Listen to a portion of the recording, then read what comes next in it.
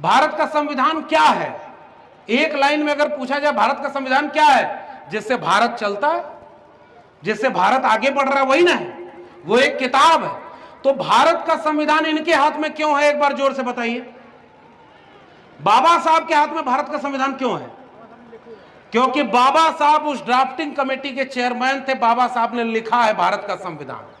यह बात पता है ना आप लोगों को? अगर बाबा साहब पढ़े लिखे ना होते तो क्या उनको भारत का संविधान लिखने का मौका मिलता?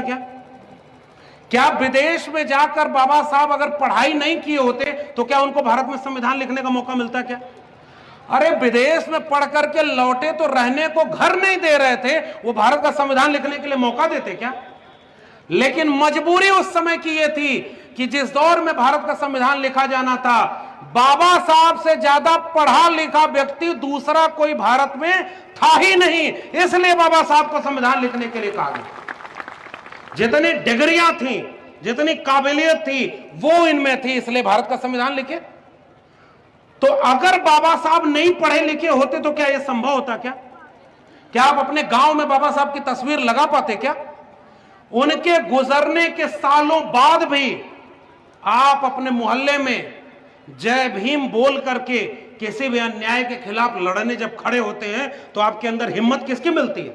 बाबा साहब की। अगर शिक्षा न होती, अगर लिखे पढ़े न होते तो क्या आप उनकी मूर्ति बनाते? क्या ये मूर्ति क्या पूजा करने के लिए आपने बनाई है? आप एक बार जोर से बताइए, ये मूर्ति पूजा करने के लिए बनाई नहीं। ये मूर्ति क्यों बनाई है? क्योंकि अपने लोगों को आत्मविश्वास दें कि तुम्हारे बीच में जिसे मनुष्य ही नहीं समझा गया, उसने इस मुल्क का मुस्तकबिल लिख दिया है। इसलिए वंचितों, शोषितों, कमेरा जाति के लोगों, अपने बेटे बेटियों को पढ़ाओ ताकि एक बाबा साहब के सपनों के दिखाए भारत में अनगिनत उनके शिष्य पैदा हों और इस देश को वैसा बना दें जैसा फूले, अंबेडकर और पेरियार चाहते थे। इसलिए ये मूर्ति यहां लगा